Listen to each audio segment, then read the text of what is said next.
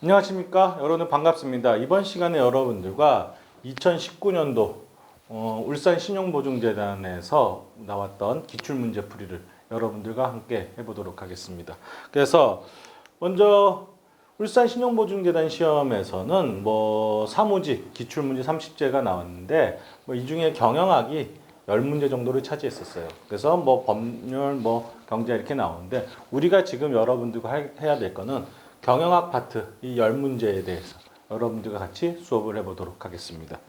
그래서 본격적으로 들어가시면 다음 중 경영자의 사회적 책임, 여러분들이 가끔 보면 기업의 사회적 책임에서 Corporate Social Responsibility라는 게 있는데 이거랑 좀 헷갈리는 경우가 있어요. 이 CSR의 경우는 법적, 윤리적, 경제적, 기타 등등이 나타나는데 경영자의 사회적 책임이다. 그러면 여러분들은 1차적 책임으로서 우리가 본질적 책임이라는 게 있고 그 다음에 2차적으로서 이해관계의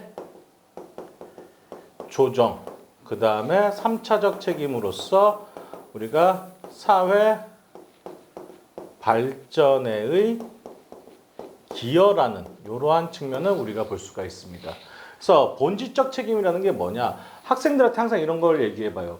기업의 사회적 책임이 뭐냐 물어보면 사회 환원이요. 근데 그거는 사회주의적 마인드예요. 어떻게 보면은 여러분들이 흔히 막말로 해서 쇠 빠지게 번 돈을 사회에다 뱉어내라 그러면 좋을까요? 그건 아니죠. 그래서 본질적 책임은 기본적으로 기업이 해야 될 건 뭐예요? 기업의 성장과 발전이에요. 그래서 기업 자체가 성장하고 유지되면서 실질적으로 발전을 함으로써 고용을 창출하고 그 다음에 고객들에게 새롭고 좋은 제품을 공급해주는 이런 관점이 되는 거예요. 그 다음에 두 번째로 이해관계의 조정이라는 측면은 직접적 이해관계 있는 주주라든지 노조원들 이런 사람들과 이해관계도 있고 우리 회사 공장이 있는 지역의 간접적인 이해관계자들이 있겠죠. 이런 부분들하고의 조정 부분까지가 결합되는 내용이에요. 그 다음에 기업이 사회 발전에 기여한다. 빌 게이츠 재단 같은 경우도 자기 전 재산을 사회에다 환원한 게 아니라 재단을 세워서 그 사회 발전에 기여를 해주고 있는 거죠. 이러한 측면이 경영자들이 해야 된다라는 거예요. 그래서 이제 지문들을 하나씩 보시면 옳지 않은 것을 찾아보십시다. 기업이 제품과 서비스를 생산하는 경제적 기능이 기업의 본질적 책임. 그렇죠.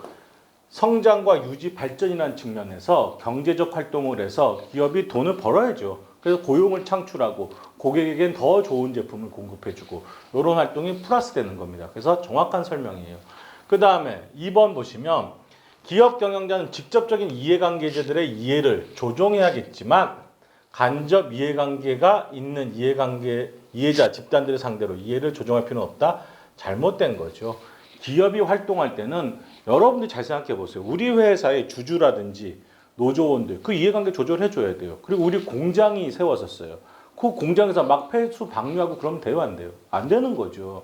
그 과정에서 그 지역 단체들이라든지 환경단체 이런 사람들하고의 이해관계도 같이 조절해가면서 우리 같이 나아가야 되는 거죠. 그래서 2번이 일단은 잘못된 것으로 바로 나올 수가 있겠네요.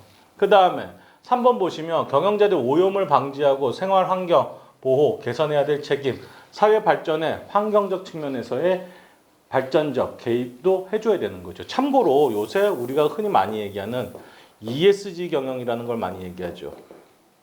이 ESG 경영이라는 게 최근 화두가 되고 있는 건데 경제적, 그 다음에 소셜, 사회적, 거버넌스, 기업 지배구조적 측면에서의 투명성이라든지 이런 부분까지 강조하는 이런 측면까지도 발전하고 있습니다.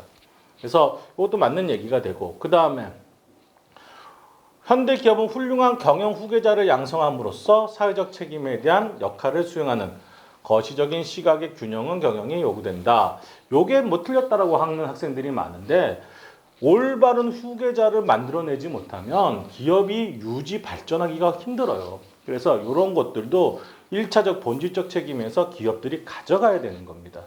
그 다음에 마지막으로 5번 지문 보시면 경영자의 사회적 책임은 본질적, 대외적, 간접적 또 2차적 책임 이해관계 조정이라는 게 어떻게 보면 대외적인 측면에서의 이해관계의 조정이 될 수 있고 간접적 책임으로서 간접적으로 사회 발전에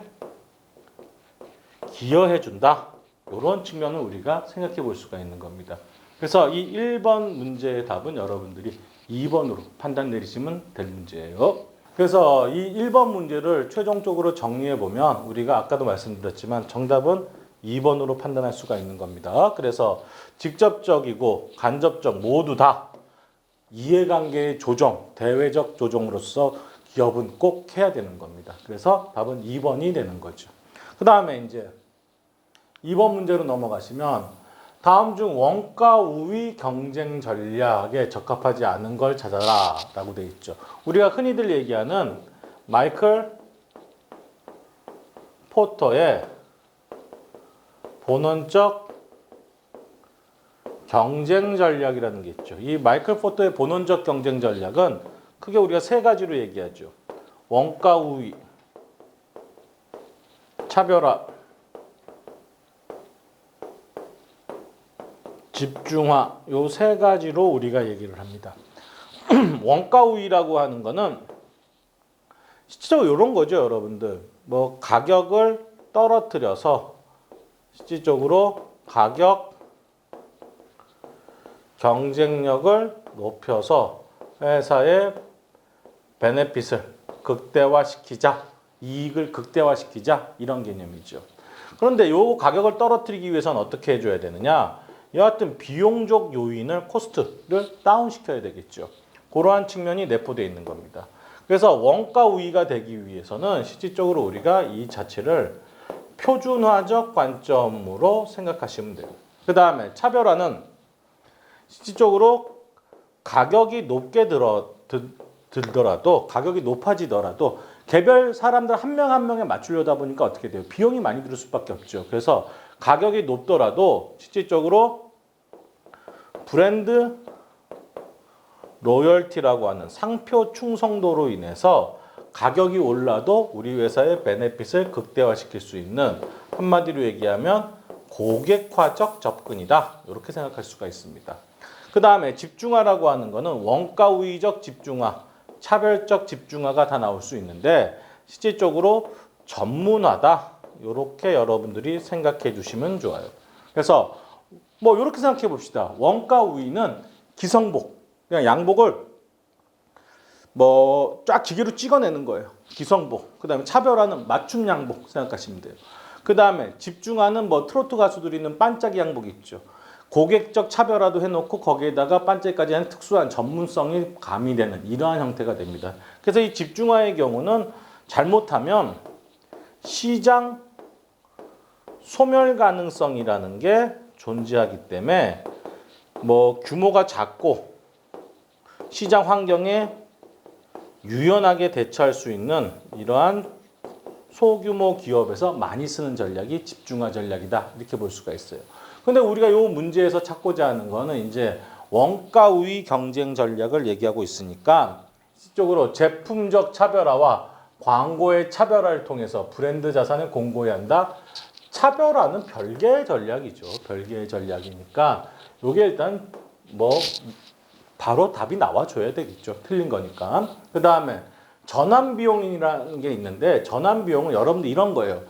A 제품을 주로 먹던 애가 B 제품을 구매할 때 생기는 불확실성 이런 것들이에요. 그래서 전환 비용이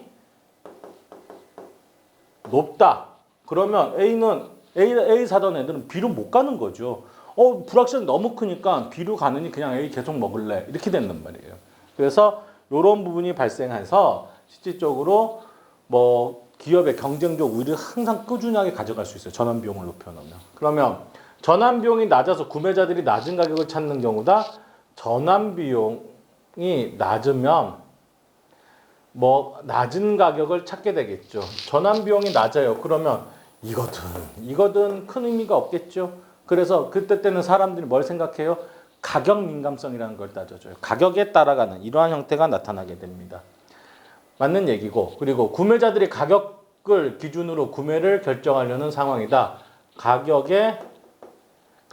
민감성.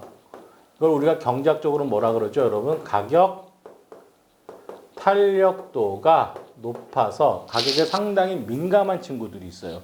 그럼 어떤 가격을 떨어뜨려야 되는 거죠. 그래서 원가위가 되는 거고, 브랜드 차별화가 구매자에게 별다른 효소력이 없다. 차별화 시켜봤자 그 의미가 없어요. 이때는 뭐예요? 가격적으로 우리가 접근을 해줘야 되는 거죠. 그 다음에 경쟁사들 간의 가격 경쟁이 결정적 경쟁 요소다. 가격 경쟁 중심으로 이루어지니까 당연히 어떻게 해요? 뭐 원가적인 측면을 철저하게 고려해서 우리가 표준화시키는 활동들을 해줘야 되는 거죠. 그래서 뭐 이렇게 해서 우리가 답은 찾아볼 수 있는데 정리를 해보면 뭐 이렇게 1번이 정답이 될 겁니다. 그래서 제품적 차별화와 광고의 차별화 이거 자체도 그냥 차별화지 원가위는 아닙니다. 그래서 마이클 포터는 세 가지를 얘기해서 본원적 경쟁 전략을 원가위, 차별화, 집중화. 근데 그 딱 구분해서 생각을 해주시면 아주 쉽게 찾을 수 있는 문제다라고 생각이 됩니다. 그 다음에 이제 3번 문제로 넘어.